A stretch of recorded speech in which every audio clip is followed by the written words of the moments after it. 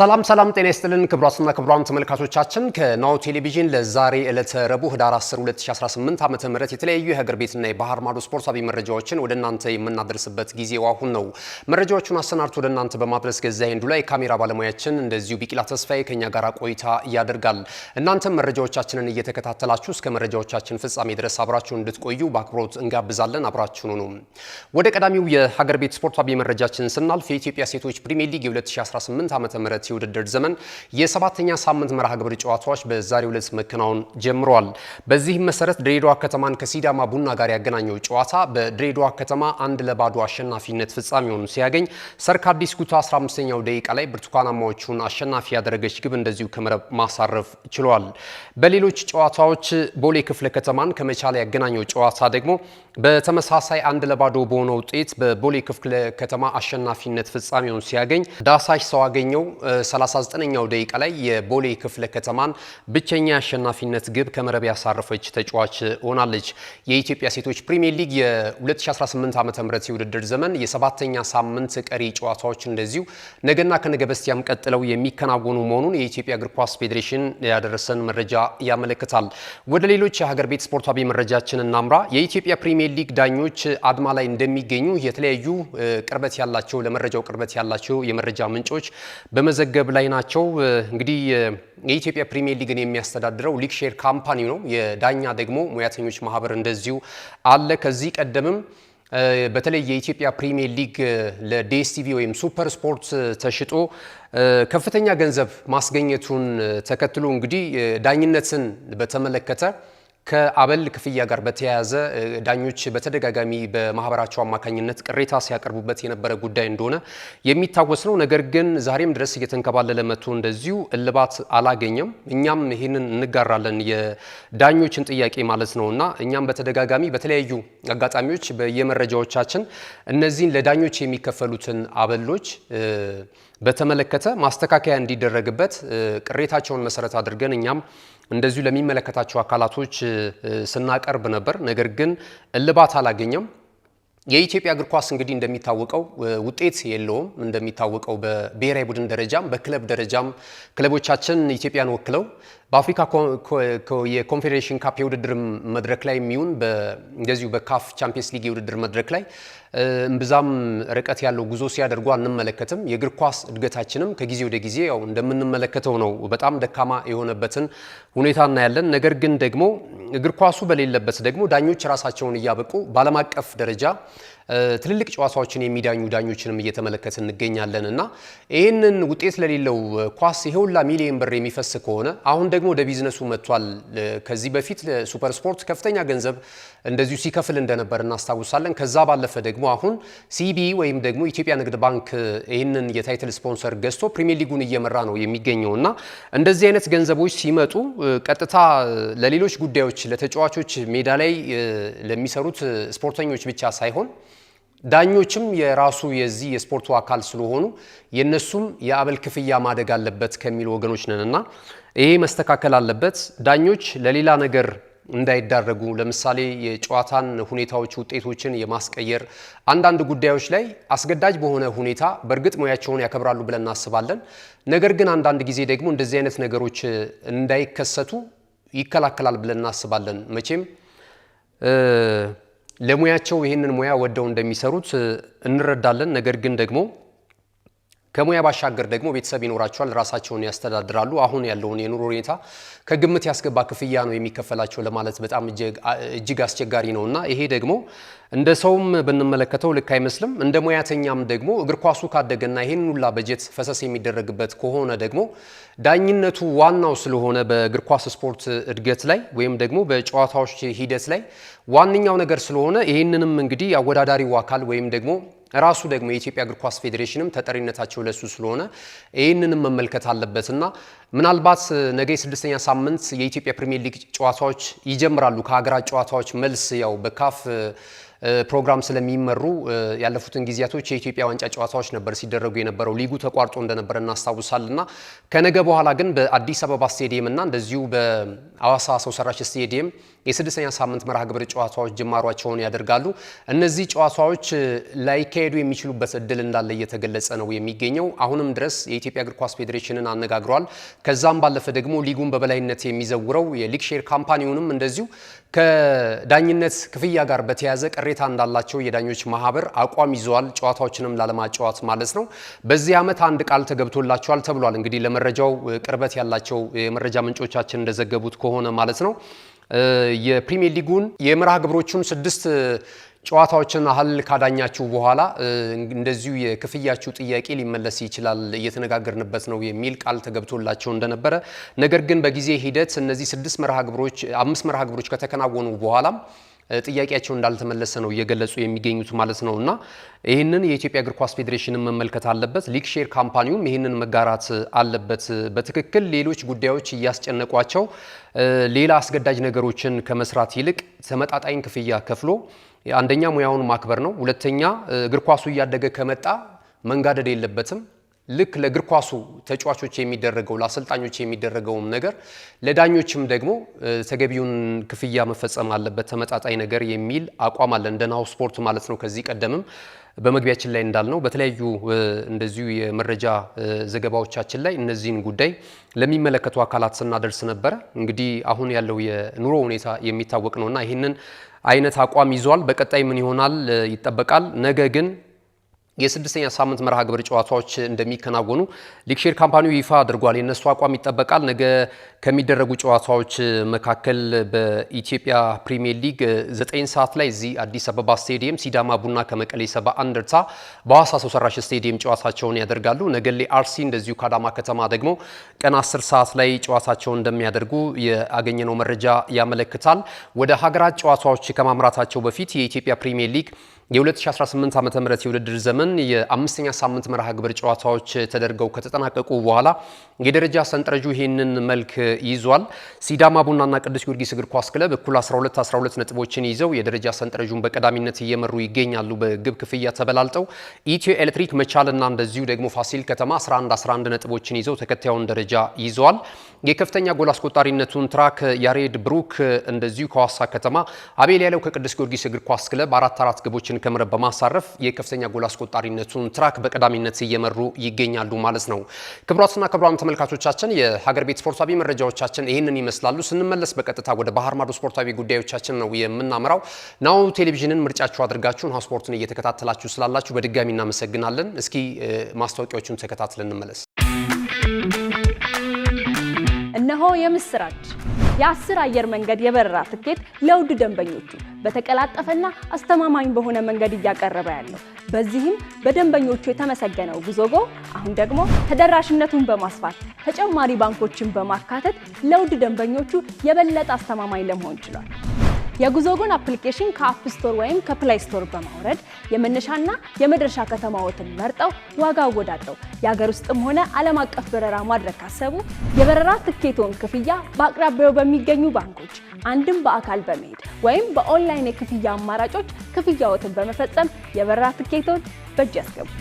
ከዚህም በተጨማሪ እንደ ሁል ጊዜው ወደ ጉዞጎ የጥሪ ማዕከላችን 7473 በመደወል ከሙሉ የበረራ መረጃ ጋር የ24 ሰዓት የትኬት አገልግሎት ማግኘት እንደሚችሉ ስናበስሮ በታላቅ ደስታ ነው።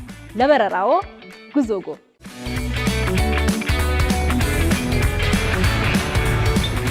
ካሽጎ በየትኛውም ዓለም ሆነው በማንኛውም ሰዓት ለወገኑ የሚደርሱበት ፈጣን የገንዘብ መላኪያ ተከፈተሎ። ማስተርና ቪዛ ካርዶን በመጠቀም ከ5 እስከ 20 ዶላር የሚልኩበት አዲስ የገንዘብ መላኪያ መንገድ። ካሽጎን ለየት የሚያደርገው የትኛውም የገንዘብ ዝውውር በፍጥነት አገልግሎት ከመስጠቱም ባሻገር ለማንኛውም አገልግሎት ምንም አይነት ክፍያ አለመጠየቁ ነው። በሀገራችን ታሪክ ገንዘብን ከውጪ ወደ ሀገር ቤት በማስተላለፍ በመተግበሪያ መልክ አገልግሎት መስጠት የጀመረው የመጀመሪያው ሀገር በቀል የገንዘብ መላኪያ ዘዴ ካሽጎ ከ4500 በላይ ባሉ የባንክ ቅርንጫፎች አገልግሎት እየሰጠ ይገኛል። ገንዘቦን በሰኮንዶች ልዩነት ውስጥ ይፈልጉ በአካውንቶ ወይንም በእጆ ቆጥረው የሚወስዱበት ልዩ ዘዴ። በቅርቡ ሁሉንም ኢትዮጵያዊ ባለቤት ለማድረግ ጉዞ የጀመረው ካሽጎ ዛሬውኑ መተግበሪያውን በስልኮ ላይ በመጫን የአገልግሎቱ ተጠቃሚ ሆኑ። ፍጥነት መለያችን፣ ኢትዮጵያን መክፈቻችን፣ ካሽጎ ነው መላኪያችን። ካሽጎ የአዲሱ ትውልድ ብራንድ። ተመልሰናል። ክቡራትና ክቡራን ተመልካቾቻችን የሀገር ቤት ስፖርታዊ መረጃዎቻችን የእስካሁኖቹ ነበሩ። በቀጥታ ወደ ባህር ማዶ ስፖርታዊ ጉዳዮቻችን እናቀናለን። አፍሪካን መነሻችንን እናደርጋለን። የ2025 የካፍ ምርጡ የተጫዋቾች ሽልማት እንደዚሁ በዛሬ ምሽት ይፋ እንደሚደረግ ተገልጿል። በሞሮኮ ራባት ማለት ነው። ትልልቅ የአፍሪካ ተጫዋቾች እንደዚሁ በእጩነት እስካሁን ድረስ ሲጓዙ ነበር። አሁን 3 እጩዎች ቀርቷል። ምሽት ላይ ይለያሉ ተብሎ ይገመታል። በዛሬ በሞሮኮ ራባት በሚደረገው የሽልማት ስነ ስርዓት ላይ ማለት ነው። በተጫዋችነት እንግዲህ የ2025 የካፍ ምርጡ ተጫዋች በመባል እጩ ውስጥ የገቡትን 3ቱን ተጫዋቾች እንመለከታለን።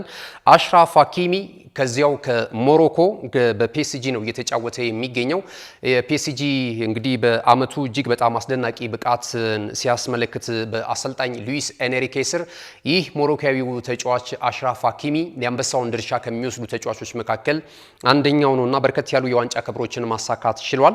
ይሄ በእጩነት ከተያዙ ተጫዋቾች መካከል አንደኛው ነው የካፍ ምርጡ ተጫዋች በመባል እንደዚሁ መሐመድ ሳላ የሊቨርፑሉ ተጫዋች የአፍሪካ ምርጡ እጩ ውስጥ መካተቱ የሚታወስ ነው። እንግዲህ በአምና ብቃታቸው ማለት ነው። አምና የ2024-25 የውድድር ዘመን የተወዳጁ የእንግሊዝ ፕሪሚየር ሊግን 20ኛ የዋንጫ ክብራቸውን ሲያሳኩ መሐመድ ሳላ እጅግ በጣም አስገራሚ ብቃት ማሳየት ችሏል።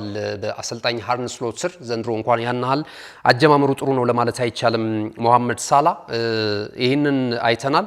ሌላኛው ሶስተኛው እጩ የሆነው ደግሞ አሁን በጋላታሳራይ እየተጫወተ የሚገኘው ቪክቶር ኦሴሜኔ ነው፣ ናይጄሪያ ኢንተርናሽናል ማለት ነው። እሱም በተመሳሳይ እንግዲህ ይሄ ተጫዋች እያሳየ ያለው ብቃትም እጅግ በጣም የሚገርም ነው። በእርግጥ በዘንድሮ ዓመት ሀገሩን ናይጄሪያን ወደ ዓለም እግር ኳስ ዋንጫ የውድድር መድረክ እንድታቀና አላስቻላትም። በመለያ ዓመት እንደዚሁ በፕሌይኦፍ የተሸነፉበትን ሂደት እናስታውሳለን። ከቅርብ ቀናት በፊት በዲአር ኮንጎ ማለት ነው በአወዛጋቢ ሁኔታ በተጠናቀቀው ጨዋታ ላይ አምና ግን እጅግ በጣም የሚገርም ተጫዋች መሆኑን አስመልክቶናል። ዘንድሮም እንደዚሁ የቱርክ ሱፐር ሊግን በቀዳሚነት እየመሩ ነው የሚገኙት ጋላታሳራዮች። ቪክቶር ኦሴሜኔ እንግዲህ በምሽቱ በሞሮኮ በሚደረገው የሽልማት ስነ ስርዓት ላይ እጩ ውስጥ ከተካተቱ 3 ተጫዋቾች መካከል አንደኛው ይህ ናይጄሪያዊ ቁመተ መለሉ ኢንተርናሽናል ይገኝበታል ማለት ነው። ከዚህ ከተጫዋቾች እጩ ባለፈ እንደዚሁ የአሰልጣኞችም እጩዎች ስም ዝርዝር ይፋ ተደርጓል። በዚህ መሰረት የሞሮኮ ብሔራዊ ቡድን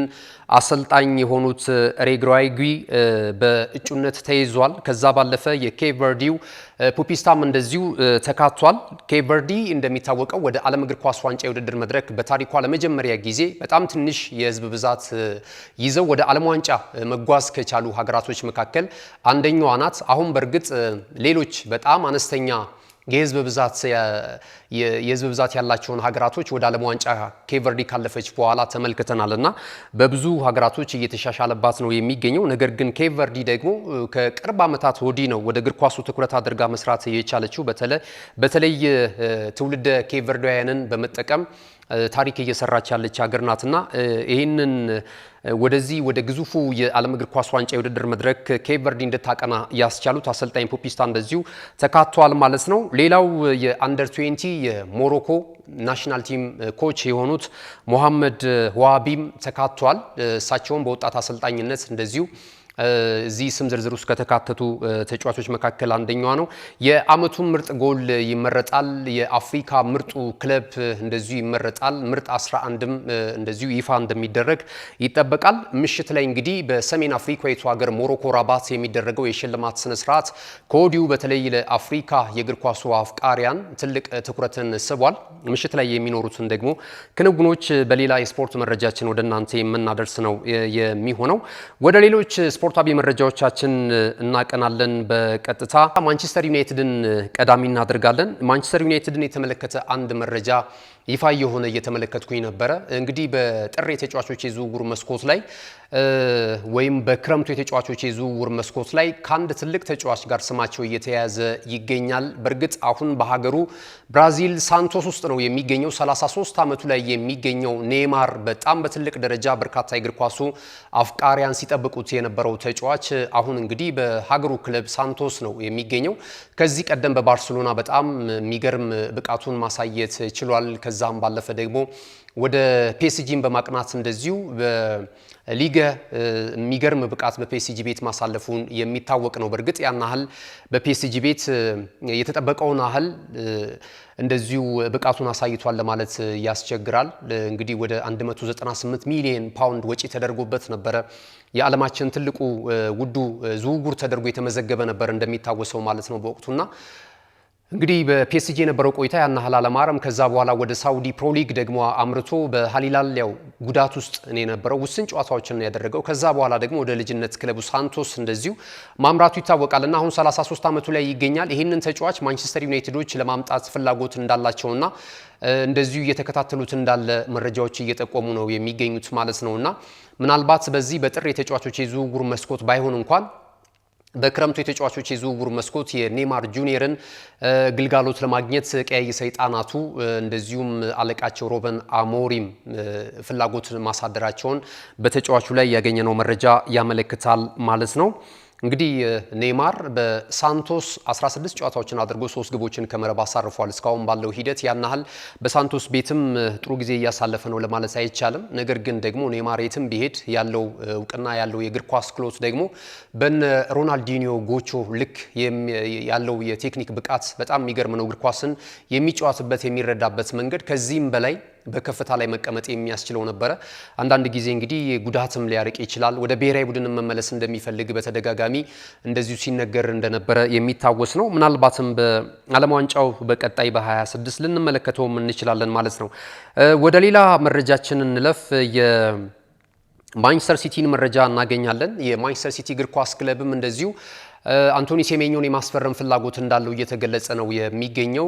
በጥር የተጫዋቾች የዝውውር መስኮት ትልልቅ ክለቦች ራዳር ውስጥ የገባው ይህ ጋናዊ ኢንተርናሽናል 65 ሚሊዮን ፓውንድ ብቻ የውል ማፍረሻው ወይም የውል ኮንትራት ማፍረሻው ገንዘብ መሆኑ ደግሞ ብዙ ክለቦች በዚህ ተጫዋች ላይ ትኩረት እንዲያደርጉ እያስቻላቸው ነው የሚገኘው። በክረምቱ ዋጋው ስለሚቀንስ በርንማውዝ ተጫዋቹን አሳልፎ ለመስጠት ስለመዘጋጀቱ እየተገለጸ ነው የሚገኘው። እንግዲህ በርንማውዝ ትልልቅ ተጫዋቾችን ሲያሰናብት ተመልክተናል። ዶሚኒክ ሶላንኬን ወደ ቶተንሃም ሆትስፐርስ የለቀቀበትን መንገድ እናስታውሳለን። ኦታራ ራሱ በዚህ ዓመት ለቋል።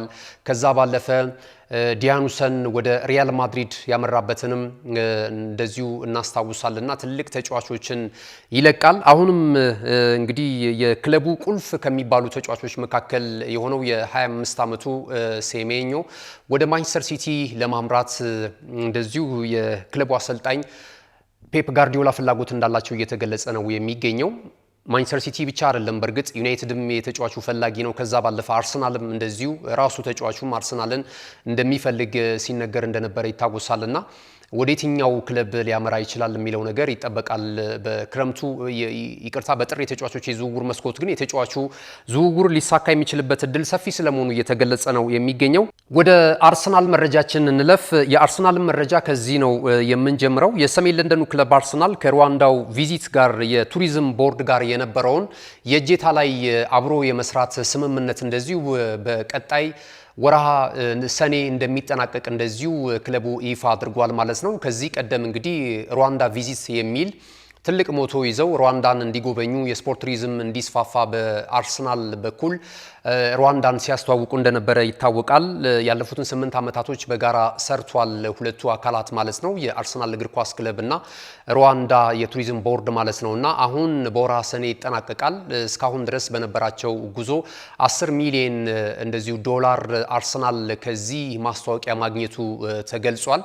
ከዚህ ቀደም እንግዲህ በተለይ ደግሞ የሩዋንዳው መሪ ፖል ካጋሜ የአርሰናል ከፍተኛ ደጋፊ ወይም ደግሞ የአርሰናል ልዩ ፍቅር እንዳላቸው ሲገለጽ እንደነበረ በተደጋጋሚ ተመልክተናል። አንዳንድ ፎቶዎችም በኤምሬትስ ጨዋታዎችን ሲከታተሉ የነበረበትን አጋጣሚ እንደዚሁ ፖስት ሲያደርጉም ተመልክተናል እና ለአርሰናል ካላቸው ፍላጎት የተነሳ ነው ይሄንን ያደረጉት የሚል ተቃውሞ ሲደረግባቸው እንደነበረ እናስታውሳለን። ከዛም ባለፈ ደግሞ እቺ ድሃ ሀገር ከተለያዩ እርዳታ የምትሰበስበውን ገንዘብ አርሰናልን ለሚያክል ክለብ ይህንን ገንዘብ ከደሃ ጎሮሮ ነጥቆ ይህንን ክለብ ስፖንሰር ማድረግ ማለት በደሃ እንባና ላብ መጫወት ነው የሚል እንደዚሁ ተቃውሞ ሲነሳባቸው ነበር በፖል ካጋሜ በፕሬዝዳንቱ ማለት ነውና ብዙዎች አርሰናል አሁን እየወሰደ ያለው ዶላር ከሩዋንዳ የደም ነው የሚል ተቃውሞ ሲያደርሱባቸው እንደነበረ የሚታወቅ ነውና ከዚህ ጋር ተያይዞ እንግዲህ አርሰናልም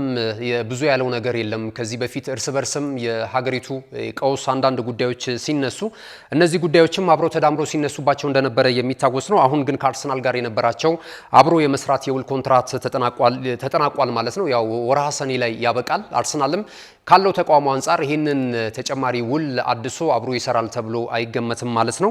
ወደ ሌላኛው የአርሰናል መረጃችን ስናልፍ የቪክቶር ጊዮኬሬሽን ጉዳይ እናገኛለን። ይህ የፊት መስመር አጥቂ እንግዲህ ለሰሜን ለንደን ደርቢ እሁድ ምሽት ለሚደረገው ከቶተንሃም ሆትስፐርስ ጋር በሚያደርጉት ጨዋታ ላይ ከህመሙ አገግሞ ገጥሞት ከነበረው ጉዳት አገግሞ ለጨዋታው ዝግጁ መሆኑ እየተገለጸ ነው የሚገኘው ማለት ነው። የአርሰናል የፊት መስመር ተጫዋቾች እንግዲህ አሁን ማለዳ ላይ በነገርኳችሁ መረጃ ላይ እንደዚሁ ካይ ሃቨርትስ ዳግም ጉዳቱ እንዳገረሸበት ሲገለጽ ነበረ። ከዛ በፊት ደግሞ የወጡ መረጃዎች አሉ ከነ ገብርኤል ማጋሌጅ ጋር ተያይዞና እነዚህ ጉዳዮች ባሉበት ሁኔታ ደግሞ አሁን ቪክቶር ጊዮኬሬሽ ደግሞ ወደ ጨዋታው መመለስ የበለጠ ለፊት ዲፓርትመንቱ ለአርሰናል የበለጠ የማጥቃት እንቅስቃሴውን አስተማማኝ ሊያደርግላቸው ይችላል እየተባለ በበጎ ጎኑ እየተገለጸ ነው የሚገኘው ማለት ነው። ቪክቶር ጊዮኬሬሽ እንግዲህ በዚህ ዓመት በፕሪሚየር ሊጉ 10 ጨዋታዎችን አድርጓል። አርሰናል 4 ግቦችን ከመረብ እንደዚሁ ማሳረፍ ችሏል። በአውሮፓ ቻምፒየንስ ሊግ የውድድር መድረክ ደግሞ 4 ጨዋታዎችን አድርጎ እንደዚሁ 2 ግቦችን ከመረብ ማሳረፍ የቻለበትን አጋጣሚ ተመልክተናል። ለእሁዱ ጨዋታ ዝግጁ ነው ተብሏል። ሌላው እንግዲህ አርሰናልን በተመለከተ የመጨረሻው መረጃችን የሚሆነው ከአንድ ተጫዋች ጋር ስሙ እየተያያዘ ይገኛል። ይህ ወጣት ተጫዋች ነው። በላሊጋው በአዲስ አዳጊው ክለብ ኤልኤቼ እየተጫወተ ይገኛል። የአማካኝ ስፍራ ተጫዋች ነው። ስፔናዊ ነውና አዲሱ ፔድሪ እየተባለ እየተሞካሸ ይገኛል። በተለይ በኤልኤቼ ቤት እያሳየ ያለው እንቅስቃሴ በበርካታ ታላላቅ ክለቦች ዘንድ ከወዲሁ ራዳር ውስጥ እንዲገባ እያደረገው ነው የሚገኘው። ከተጫዋቹ ፈላጊ መካከል አንደኛው አርሰናል ስለመሆኑ በተደጋጋሚ ሲገለጽ ነበረ። አሁን ግን ጉዳዮች ጫን ብለው እንደዚሁ የክለቡ ስፖርቲንግ ዳይሬክተር አንድሪያ ቤርታም ጉዳዩን በቅርበት እየተከታተሉት እንደሚገኝ የተለያዩ የስፔን መገናኛ ብዙሃን በመዘገብ ላይ ነው የሚገኙት። ይህ ተጫዋች እንግዲህ ሮድሪጎ ሜንዶዛ ይሰኛል። 20 ዓመቱ ላይ ነው የሚገኘው። በጣም ፈጣን የእግር ኳስ ክህሎቱ እጅግ በጣም አስገራሚ ነውና አሁን በተደጋጋሚ እንደምንመለከተው እንግዲህ በተለይ የመሃል ሜዳ ስፍራ ላይ ወጣት ተጫዋቾችን እንደዚሁ ማምጣት ያስፈልጋል። በእርግጥ ጉዳት ካልሆነ በስተቀረ እንደነ ማርቲን ኦዲጋርድ፣ ዴክላን ራይዝን፣ ዙቢሜንዲን የመሳሰሉ ሚካኤል ሜሪኖ በዛ ቦታ ላይ መጫወት ይችላል። መሃል ሜዳ ላይ እንደገና ኤቤሬቼ ኤዜም ወደ ኋላ ተመልሶ ማገዝ ይችላል። ከ10 ቁጥር ሚና በዘለለ መሃል ላይ መጫወት የሚችልበት ሂደት አለና እንደዚህ አይነት አማራጮች አሉ። ነገር ግን ደግሞ ዘለግላሉ ቀጣይ ዓመታቶች አሰልጣኝ ሚካኤል አርቴታ የክለቡ ትልቅ ፕሮጀክት በማድረግ ይህንን ተጫዋች የማምጣት ፍላጎት እንዳለው በተደጋጋሚ እየተገለጸ ይገኛል። ከ20 እስከ 25 ሚሊዮን ፓውንድ ድረስ ነው የውል ማፍረሻው የኮንትራት ለማፍረሻ ያስቀመጡት ገንዘብ። ስለዚህ መድፈኞቹ በቀላሉ ይህንን ወጣት ተጫዋች ጥሩ ኳሊቲ ያለውና ለማምጣት ፍላጎት እንዳላቸው በተደጋጋሚ እየተገለጸ ነው የሚገኘው። አሁን ማርካን ጨምሮ የተለያዩ የስፔን መገናኛ ብዙሃን ከአርሰናል ጋር ስሙን እያያያዙት ይገኛሉ። ከዛ ባለፈ ግን ሌላኛው የእንግሊዙ ክለብ ቼልሲ፣ ማንቸስተር ሲቲ፣ የስፔኑ ክለብ ሪያል ማድሪድ፣ ፒኤስጂን የመሳሰሉ ትልልቅ ክለቦች የዚህ ተጫዋች ፈላጊ ሆነው የዝውውሩን ጨረታ ስለመቀላቀላቸው ነው እየተገለጸ የሚገኘው ማለት ነው። ክቡራትና ክቡራን ተመልካቾቻችን ስለተከታተላችሁን እጅግ በጣም እናመሰግናለን። የዛሬ ዕለተ ረቡዕ ህዳር 10 2018 ዓ.ም ከናሁ ቴሌቪዥን ወደ እናንተ ሲደርሱ የነበሩት የሀገር ቤትና የባህር ማዶ ስፖርታዊ መረጃዎች ይህንን ይመስሉ ነበር። መረጃዎቹን ወደ እናንተ በማድረስ ገዛኸኝ ዱላ፣ የካሜራ ባለሙያችን ቢቂላ ተስፋዬ ከኛ ጋር ቆይታ አድርጓል። ተወዳጅ የናሁ ቴሌቪዥን ፕሮግራሞች ወደ እናንተ መድረሳቸውን ይቀጥላሉ። የናሁ ቴሌቪዥን ተወዳጅ ፕሮግራሞችን ከቲቪ በተጨማሪ በተለያዩ ሶሻል ሚዲያ ታገኙናላችሁ። ዩቲዩብ ቻናላችን ከ400 ሺህ በላይ ተከታዮች አሉት። ላይክ፣ ሼር፣ ሰብስክራይብ በማድረግ ከሀገር ቤት እስከ ባህር ማዶ ወቅታዊና አዳዲስ እንደዚሁ ዜናዎችን ታገኛላችሁ። ከዛ በተጨማሪም ዶክመንተሪዎችን እና የመዝናኛ ፕሮግራሞችን ልታገኙበት ትችላላችሁ። ይህንን ቻናል እንድትቀላቀሉ በድጋሚ እንጋብዛችኋለን። ዕለታችሁ ፍጹም ሰላማዊና የተባረከ ይሆንላችሁ። መልካም ጊዜ